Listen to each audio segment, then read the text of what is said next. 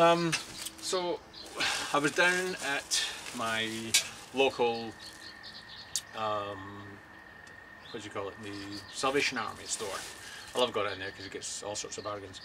And I thought, I want to make another target. I'm gonna have to, I thought, right, okay, I don't mind paying a little bit for it. I actually bought a target last year, a proper target, and I've shot the centre out of it. It just, and I pay quite a bit of money for these things, so I thought, right, okay, I don't mind spending sort of $10 on these kind of things.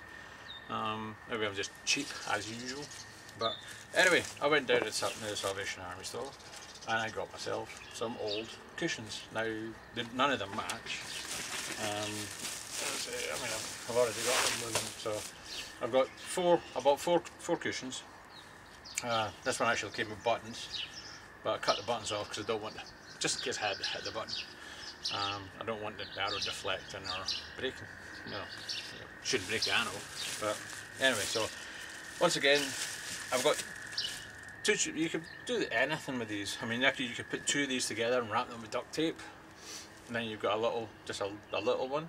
But once again, but I'd rather just have a bigger one, so you've got a bigger target. You can put a few dots on it to practice them. So basically, what I'm doing, once again, this is just a feed bag. I just turned it out inside out, so it's rather than having the tri-city feeds. Rather than having the logos on the outside of it, I've just got plain white. So basically, shove the cushions into there.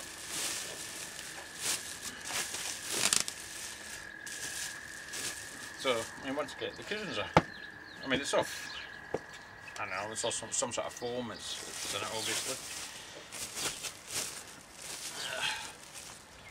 They're all different, but that'll do me. So once again, just shove these all in, and then all I need to do now, I'm just going to stitch that up. So give me a couple of minutes, I'm going to do that. Pointless you watch me doing some stitching, which I'm not very good at anyway, but it'll be good enough for that. So I'll catch you in 2 seconds. So now I've stitched it all up. So as you see, it makes, once again, I mean, you can't squash that down. So this, I mean, this cost me literally about $1.99 each for the cushion. So basically $8, and it's got me a nice sturdy. Now what I've done, it's almost like duct tape, but it's this stuff is it's like a nylon rather than the sort of plastic of the duct tape. But similar sort of thing. So what I'm going to do, I'm just going to mark a little X on it with a marker pen, just so I can have something to aim at. And then we'll go down to the back garden and shoot some arrows. So let me go and get my bow. So I've set up my target. Got it set up down in the vault, down by my hay bales that I've got for growing this year. It jams in really quite well. So even if I was to miss slightly, I'm going to then hit the hay bale, and if I go over it, hitting the back fence, and hopefully it won't break my arrows. But I should be okay at this distance. I've actually got my GoPro sitting right in front of it, so hopefully I won't hit the GoPro either. So anyway, I'll show you my bows that I've got. This one here, my Samick Sage.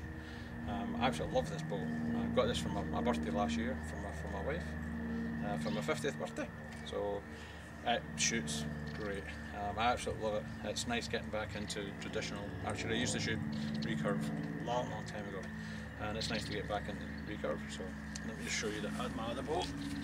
This is my first bow that I got when I came over here and started getting into hunting. This is a, I don't know if you can see it fully. This is a darting bow.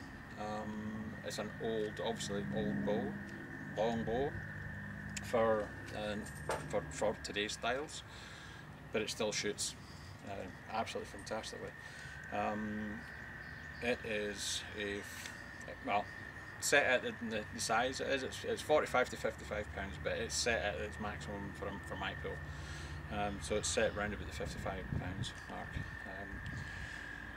All I needed to do was to put on a sight, and it came as is, and it's been fantastic. I love this boat. Now it is finger release, but which is fine because both are finger release. So if I get used to if I get my release and everything working properly, then I can switch back and forward between both boats, no problem at all. So anyway, but the arrows I'm gonna shoot, these are Carbon Express Mutiny arrows. These are 250 spine. I know people will say, oh, you need a 500 spine, but these ones on the box it says 250 is ideal for this size of boat. I've got Easton arrows downstairs in the basement, which they're aluminum. They're 500 spine for the aluminum ones. And I've also got my wood arrows, the flu-flus. These are great. I love these. These are just nice fun arrows to shoot. Ideal for outside, really, because my neighbours aren't in at the back. They're thankfully away on vacation. But I shouldn't miss at this range. So anyway, I've got my target set way down at the bottom. I'll be shooting about 18 yards.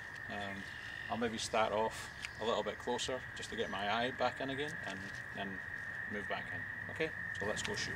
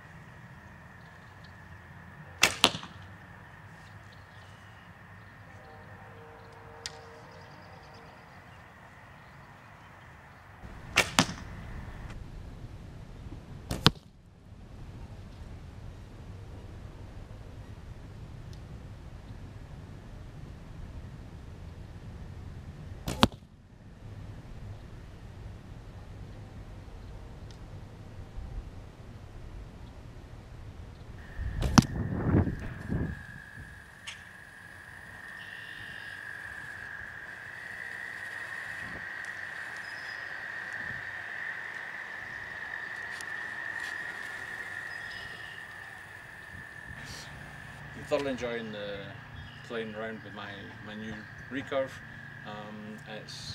This is it. Just get outside and have some fun. Okay, talk to you later, guys.